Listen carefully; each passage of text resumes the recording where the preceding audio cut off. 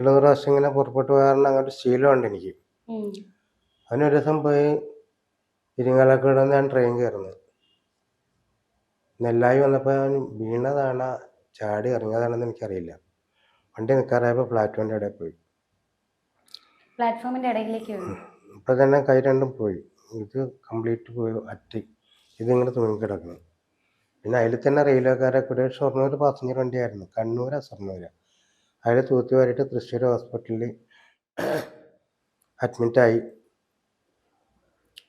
അവിടെ തൃശ്ശൂർ ഹോസ്പിറ്റലിൽ അഡ്മിറ്റായിട്ട് അവിടെ ആരും ഇല്ലെന്ന് പറഞ്ഞ് അഡ്മിറ്റ് ചെയ്തേക്കണം. അപ്പോൾ അഡ്രസ്സൊക്കെ അവർ ചോദിക്കുന്നുണ്ട്, ഞാൻ പറയുന്നുണ്ട്.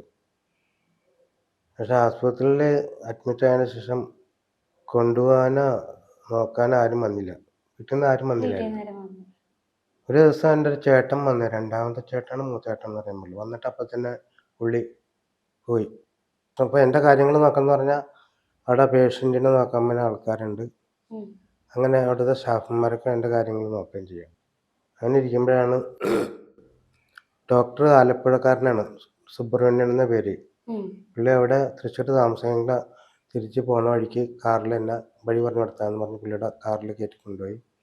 വഴിയൊക്കെ പറഞ്ഞു കൊടുത്ത് വീട്ടിൽ ചെന്ന് അപ്പോൾ അവർ വിളിച്ചിട്ട് കുറേ വഴക്കൊക്കെ പറഞ്ഞു. നിങ്ങളെന്താ, എന്നെ അല്ല വീട്ടുകാരാ